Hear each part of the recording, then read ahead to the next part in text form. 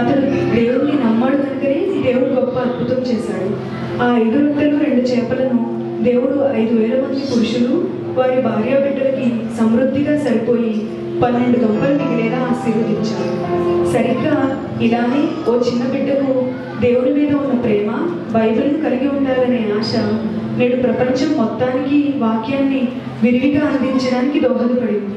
ఆ చిన్న బిడ్డే మేరీ జోన్స్. మేరీ జోన్స్ జీవితంలో జరిగిన కొన్ని సన్నివేశాలను మనం ఇప్పుడు చూద్దాం.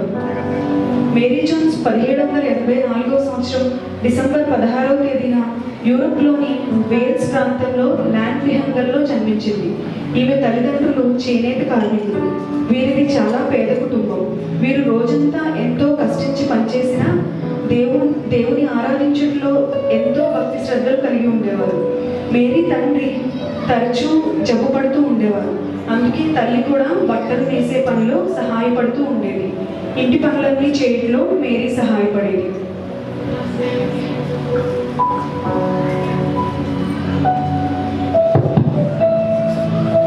మనం ప్రార్థన చేసుకుందాం. పరిశుద్ధమైన మా తండ్రి, ప్రేమ కలిగిన దేవా, దయగలిగిన తండ్రి, దేవుడా, ఈరోజు మేము ఇలా కుటుంబ ప్రార్థన చేసుకోవడానికి మీరు ఇచ్చిన కృపను బట్టి మీకు స్తోత్రం ప్రభువా. దేవుడా, ఈరోజు ఆదివారం కనుక మేము చర్చికి వెళ్తుండగా పాస్టర్ ద్వారా మీరే మాట్లాడి మాకు మంచి మాటలు చెప్పని యేసు పరిశుద్ధమైన నామంపై అడిగి పెట్టుకుని ప్రార్థిస్తున్నాం తండ్రి. ఆమేన్.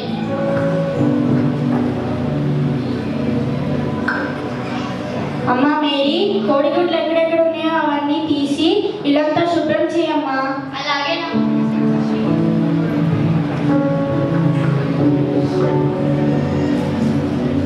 అమ్మా, నేను నా పనులను తొందరగా ముగించుకుంటాను. నువ్వు నీ పనులను తొందరగా ముగించుకుంటే మనం చర్చికి వెళ్దామమ్మా. సరేనమ్మా. అమ్మా, పని అయిపోయింది, చర్చికి వెళ్దామా? సరేనమ్మా, మేము చర్చికి వెళ్ళొస్తామండి. అలాగే, క్షేమంగా వెళ్ళండి. అమ్మ మేరీ, ఈరోజు పాస్టర్ గారు చెప్పిందని నాకు వచ్చి చెప్పమ్మా. అలాగే నాన్న.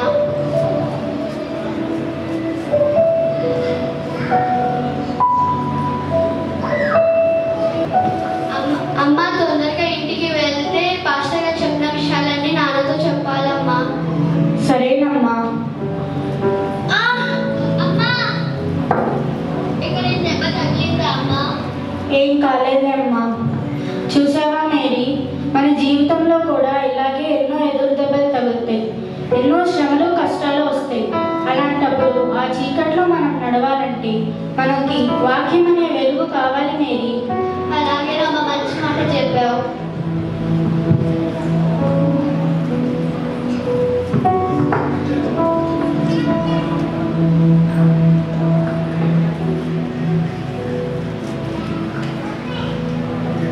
నేను కాసేపు వెళ్ళి విశ్రాంతి తీసుకొని వస్తానండి.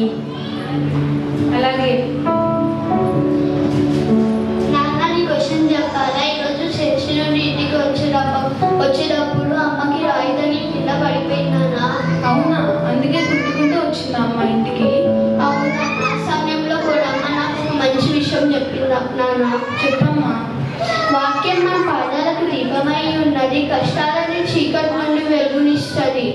అవునమ్మా, మనం ఇంత పేదవారమైనా కూడా సంతోషంగా ఉంటున్నామంటే దానికి కారణం వాక్యమే అమ్మా. ఈరోజు పాస్టర్ గారు ఏం చెప్పారో చెప్పమ్మా. పాస్టర్ గారు ప్రేమ పరీక్ష, విశ్వాస పరీక్ష గురించి చెప్పారు నాన్న. ఇంకా 5 చేపల స్టోరీ తెలుసా నాన్న? ఆ గుడ్డోడి గురించి కూడా చెప్పారు. అవునా? మనం విశ్వాసం కలిగి ఉండాలమ్మా. మనకి ఎంత తక్కువ ఉన్నా కూడా ఇతరులకి సహాయపడే వాళ్ళతో ఉండాలి. అలాగే నాన్న, మంచి విషయం చెప్పావు. అలా మేరీకి దేవుడి వాక్యం అన్నా, బైబిల్ అన్నా ఎంతో ఇష్టం ఏర్పడింది. చర్చిలో చెప్పిన ప్రతి వాక్యాన్ని గుర్తుపెట్టుకుని ఇంటికి వచ్చి తన తండ్రికి చెప్పేది. ఇలా jరుగుతూ ఉండగా మేరీకి 8 సంవత్సరాల వయసు వచ్చినప్పుడు మిసెస్ హెవెన్స్ గారు వారి ఇంటికి వచ్చారు.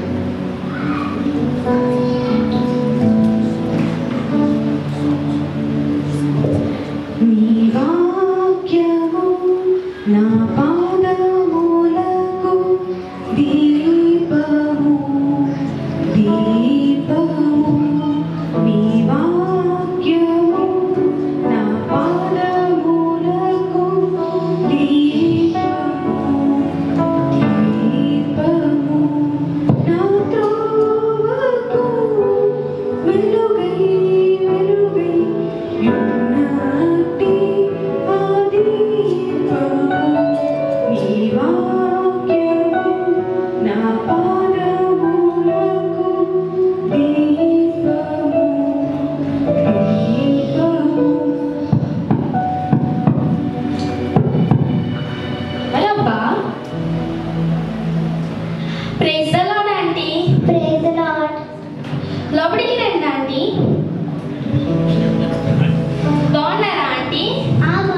బాగున్నాము. బాగున్నావా చెల్లి?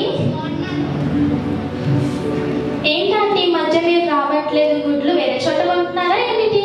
అయ్యో లేదమ్మా, మీ దగ్గర కాకపోతే ఇంకెక్కడ కొంటాము? ఈ దగ్గరే బాగుంటాయి, ఎక్కడా బాగోవు. థ్యాంక్ యూ చెల్లి.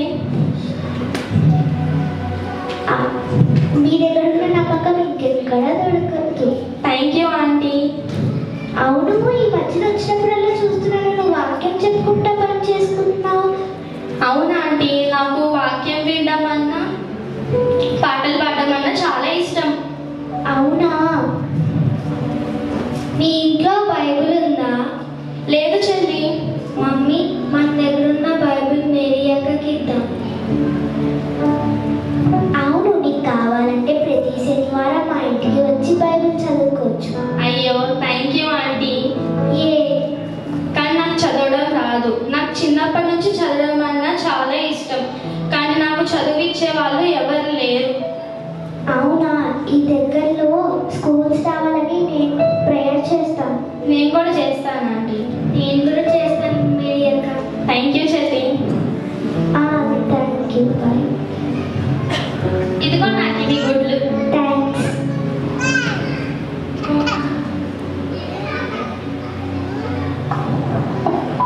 దేవా తండ్రి, నీకు వందనాలయ్యా. నాకు చిన్నప్పటి నుంచి చదవడం చాలా ఇష్టం, కానీ నాకు చదివిపించే వాళ్ళు ఎవరు లేరు.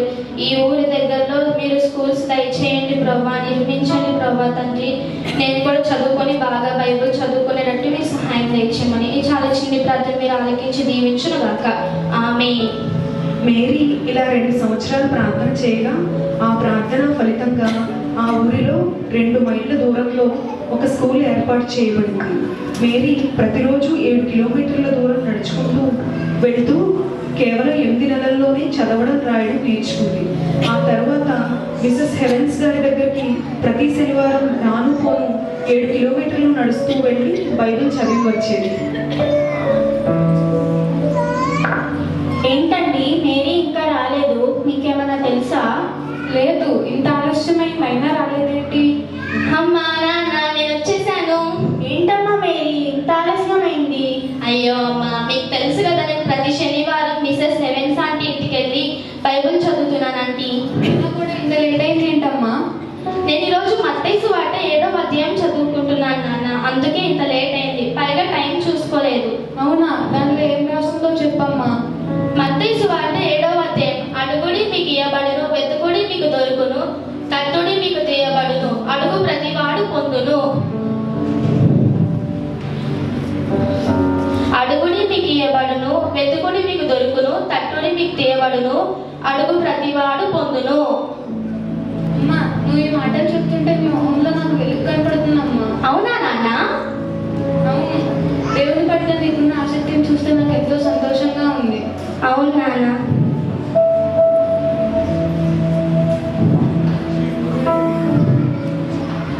నాన్న, అమ్మ, నాకొక బైబిల్ కావాలి.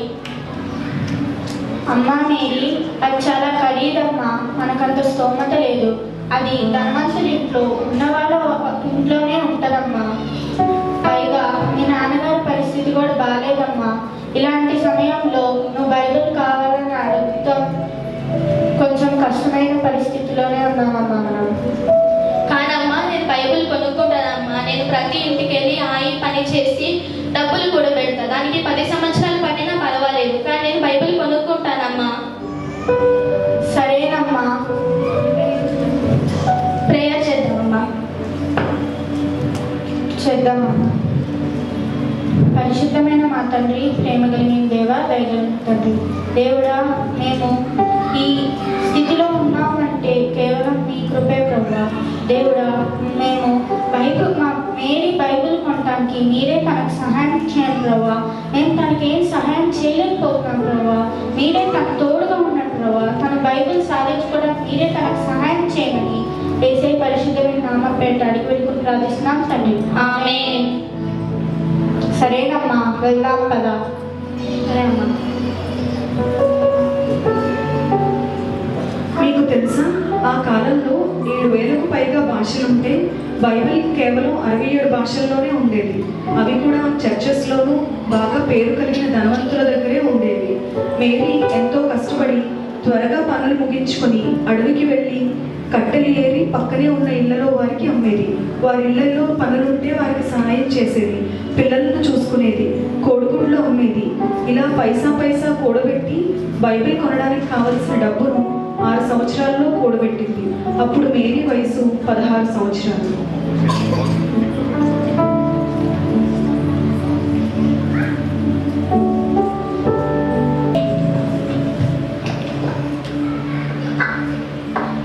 నాన్న, అమ్మ, నేను ఎదురు చూసిన రోజు ఈరోజు వచ్చింది. నాకు బైబిల్ కొనుక్కోవడానికి కావాల్సిన డబ్బులు నా దగ్గర ఉండే నాన్న. అవునా? కానీ ఒక సమస్య. ఏంటమ్మా? బైబిల్ ఎక్కడ దొరుకుతుంది? అది బహుశా చర్చ్ పాస్టర్ గారిని సంప్రదిస్తే తెలుస్తుందమ్మా. అయితే నేను ఇప్పుడే వెళ్తాను. ఆగు మేరీ, ఈరోజు మన ఇంటికి చర్చ్ పాస్టర్ గారు వస్తానని చెప్పారు కదా, నీకు తెలీదా అండి? అవును, చెప్పడం మర్చిపోయాను.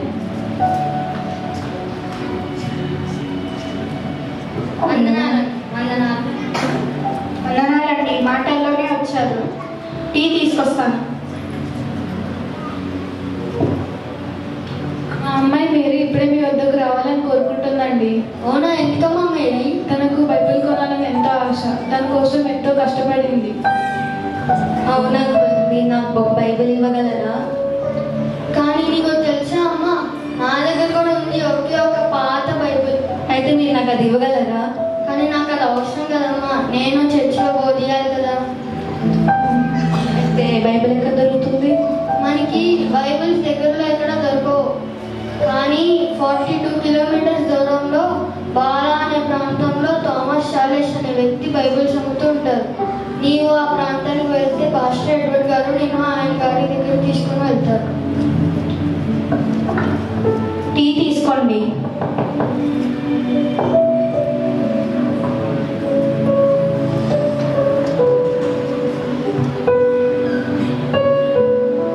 అమ్మా, నాన్న, నేను రేపే 42 కిలోమీటర్ల దూరం వెళ్ళి నేను నా కోసం బైబిల్ తెచ్చుకుంటాను. నాన్న, నేను ఒక్కదాన్నే వెళ్తాను, మీరు నాతో రాలేదు. ఇంకా అమ్మ ఎక్కువ దూరం నాతో పాటు నడవలేదు. అందుకే నేను ఒక్కదాన్నే అక్కడికి వెళ్ళి బైబిల్ని నేను కొనుక్కొని వస్తాను. సరేనమ్మా. పాస్టర్ గారు, మా పాప 42 కిలోమీటర్లు నడిచి బైబిల్ తెచ్చుకోవడానికి వెళ్తానంటుందండి. మీరు ఒక చిన్న ప్రార్థన చేయండి. గాడ్ బ్లెస్ యూ తల్లి, నీ ప్రయాణంలో దేవుడు నీకు తోడుకుంటాడు. ఆమేన్. సరేనమ్మా, నేను పొద్దున్నే లేచి నీ కోసం ఆహారం సిద్ధం చేసి ఉంచుతాను. సరేనమ్మా. మీకోసం ప్రార్థన చేస్తామమ్మా.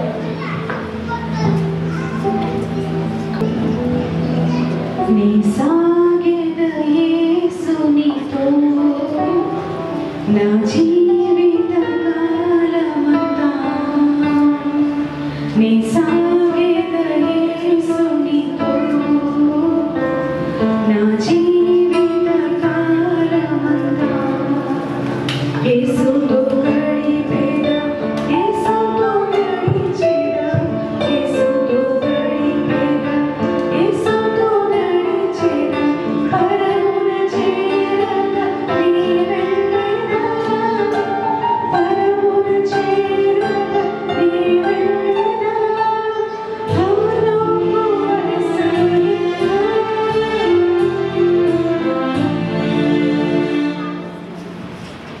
ఇప్పటికే నేను నడిచి చాలాసేపు అయింది, చీకటి పడిపోయింది.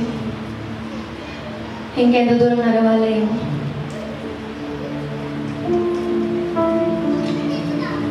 అక్కడ ఏదో ఇల్లు కనిపిస్తుంది. బహుశా వాళ్ళకి బస్ గారి గురించి తెలిసి అడుగుతాను.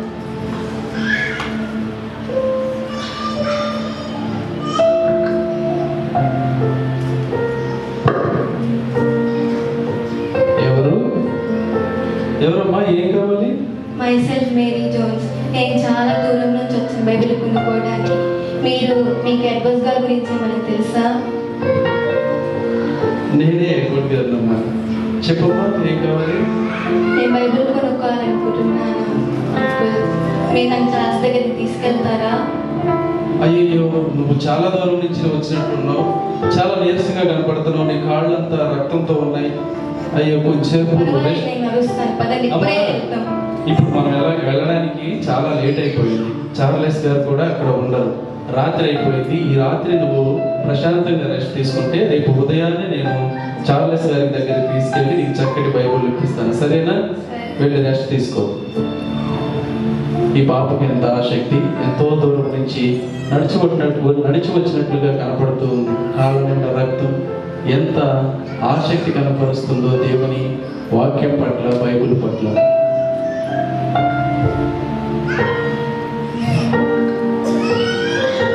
ఏమా ఇంత ఉదయాన్నే లేచిపోయా? ఎక్సైట్మెంట్ అంకుల్, నేను బైబిల్ కొనుక్కోవాల్సిన రోజు ఇదే వచ్చింది. సరే సరే, నేను తీసుకువెళ్తాను. కొంచెం ఫ్రెష్ అయ్యి ఏదన్నా తిను, నేను తీసుకువెళ్తాను. సరే రామ్మా, చార్లెస్ గారి ఇంటి దగ్గరికి వెళ్దాం మనం.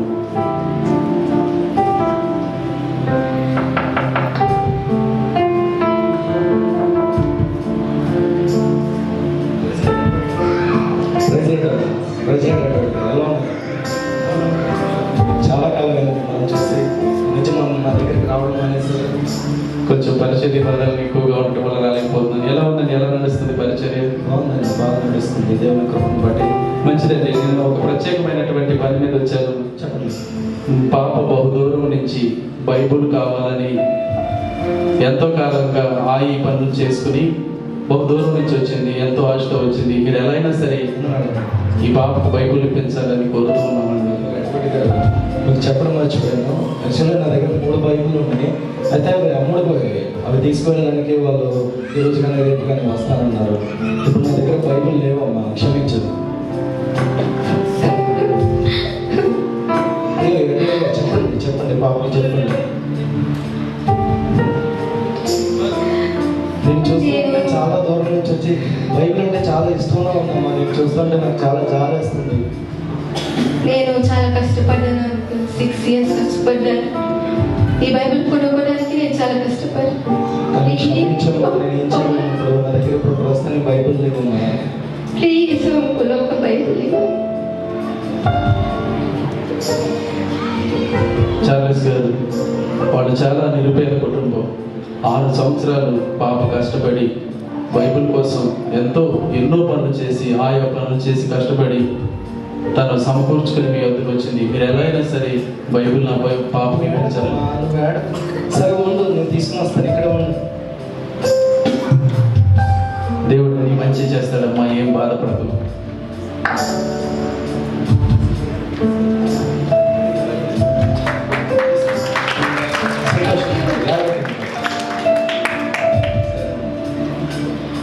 ఈ కథ ఇంతటితో ముగియలేదు. మేరీ జోన్స్ ఆసక్తిని చూసి థామస్ చార్లెస్ గారు ఎంతో ప్రభావితమయ్యారు. చార్లెస్ గారు ఇంగ్లాండ్ దేశం మొత్తం ఆమె కథను చెప్పడం మొదలుపెట్టారు. ఆమె సాక్ష్యం ఎందరినో కదిలింపచేసింది. 700 పౌండ్ల విరాళం సేకరించబడింది. 1804 మార్చి 7న బ్రిటన్ అండ్ ఫారిన్ సొసైటీ స్థాపించబడింది. నేడు అందరికీ బైబిల్ అన్ని భాషల్లో అందుబాటులోకి రావడానికి కారణం బైబిల్ సొసైటీనే. కానీ ఈ బైబిల్ సొసైటీ అందుబాటులోకి రావడానికి కారణం మేరీ జోన్స్. చూసారా దేవుని కార్యాలు ఎంత అద్భుతంగా ఉంటాయో. అటు తర్వాత కాలంలో మేరీ సండే స్కూల్ టీచర్గా మారి ఎందరికో దీవెనకరంగా మారింది. ఆ తర్వాత కాలంలో ఎంతో డబ్బును కూడబెట్టి బైబిల్ సొసైటీకి విరాళంగా ఇచ్చింది. ఇప్పుడు మనలో చాలా మంది దగ్గర బైబిల్ ఉంది, అలాగే కావాలంటే చాలా తక్కువ ధరకే లభిస్తుంది. కానీ మేరీ జోన్స్కి ఉన్నంత ఆసక్తి మనకు లేదు. దీనికి కారణం మేరీ జోన్స్ అనుభవించినట్లుగా దేవుని ప్రేమ ఎరగకపోవడం. దేవుని వాక్యం చెబుతుంది రుచి చూచి ఎరుగమని, అలాగే ఆయన మాటలు చుట్టతేనే దారుల కన్నా మధురమైనవని. వాటిని కేవలం అక్షరాల వరుస మాత్రమే అనుకుంటే బైబిల్ ఒక సామాన్య పుస్తకమే, కానీ అవి దేవుని మాటలోని సృష్టిని సృష్టించాయని, అవి ఎంతో విలువైనవని గుర్తించగలిగితే బైబిల్ మీకు దేవుని ప్రేమలేఖగా కనిపిస్తుంది. అందుకే ఇప్పుడే వెళ్ళి ప్రార్థనలో దేవుడితో మాట్లాడండి. బైబిల్ ద్వారా దేవుడు మీతో ఏం మాట్లాడుతున్నాడో తెలుసుకోండి. ఆయనను ప్రేమించిన గొర్రెల కాపరి అయిన దావీదును గొప్ప రాజుగా మారిస్తే, ఆయనను ప్రేమించి ఆయన వాక్యాన్ని హృదయంలో ఉంచుకొని దాని ప్రకారం నడిస్తే దేవుడు మనలను కూడా ఆశీర్వదిస్తాడు కదా. సమస్త ఘనత మహిమ యేసయ్యకే చెల్లును గాక. ఆమేన్. హల్లెలూయా.